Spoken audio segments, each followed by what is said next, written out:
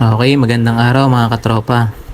Andito na naman po tayo ngayon at nais ko pong ibahagi sa inyo ang aking na-experience sa pag-aalaga ng itik. Ang ating pong mga alagang itik mga katropa ay 5 months na. At ito po ang nais kong ibahagi sa inyong lahat na kung ano yung aking na-experience sa pag-aalaga ng itik.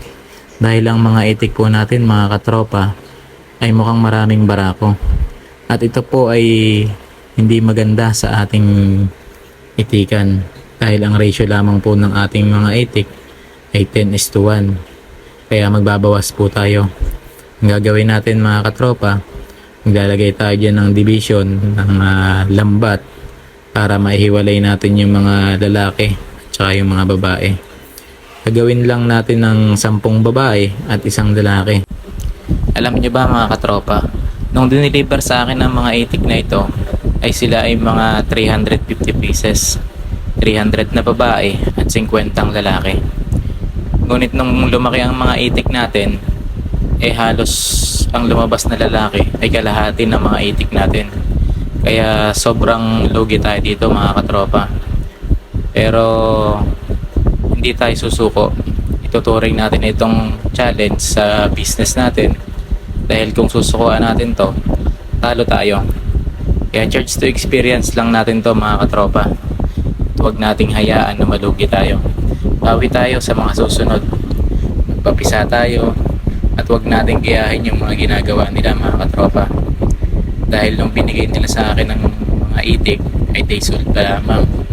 Sinabi nila sa akin na 300 daw yung babae at 50 yung lalaki. Meron pa silang binigay na pamamaraan kung paano ba ma-recognize yung babae at lalaki. Pero nung lumaki na ito mga katropa, nung nakompleto na ang balahibo nila, ang pagkakilala natin sa mga itik na kapag may kulot ang buntot, ibig sabihin yun ay lalaki. Kaya yun yung nang hihiwalay natin. Kaya naglagay tayo ng lambat yan mga katropa para mabilis natin maihiwalay yung mga lalaking itik sa babaeng itik. Katulong ko nga pala yung pamangkin ko dyan mga katropa. Kapag wala ako, nasa trabaho, siya yung nag-aasikaso ng mga itik natin. Sa dami ng mga lalaki na yan mga katropa, lugi tayo sa pakain dyan dahil malakas kumain ng mga itik. Kaya ang gagawin natin, ihiwalay natin yung malalaki. Dahil yung mga babae dyan ay nadadaig nila kapag binigyan natin sila ng pagkain. Kasi once na binigyan natin ng pagkain ng mga itik natin, yung mga lalaki dyan ay talagang dinadaan nila sa laki. Kasi nga, yung lalaking itik ay mga malalaki ang pangangatawan, nadadaig yung mga babae. Dahil yung babae ay maliliit lang. Tapos malalakas pa silang kumain mga katropa. Kaya ipapakita ko sa inyo kung paano ko hiniwala yung mga babae. Sa ganun, pagka binigyan natin sila ng pagkain, ay husto ang kanilang pagkain. Mabusog sila ng gusto. Ganun mga katropa. Makikilala natin ang mga lalaking itik natin mga katropa na kapag malaki ang ulo nila, malaki ang pangangatawan, tapos lalo't higit sa lahat, merong kulot ang buntot nila mga katropa. Ibig sabihin lalaki yon. Kaya dyan sa mga itiko na yan, maraming lobas na lalaki, inihiwalay na natin yan. At kahit lugi tayo, ibibenta natin yung mga itik natin. Kaya sa may mga gusto dyan, meron tayo dito mga available na lalaking itik ang handa. PM nyo lang ako mga katropa, meron tayo dito.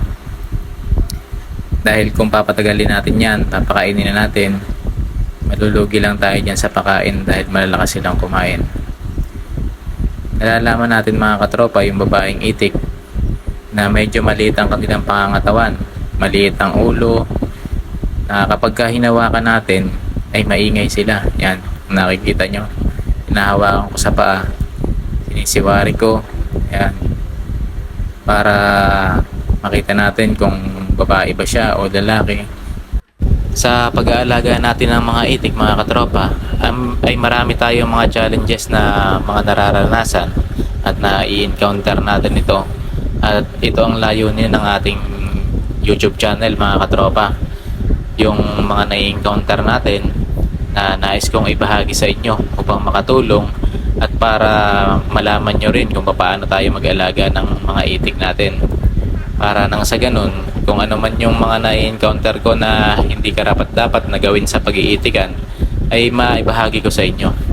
At sana kung meron man kayong nais ibahagi, ay huwag kayong mag-atubili na mag-comment para malaman ko rin kung ano ba yung dapat kong gawin.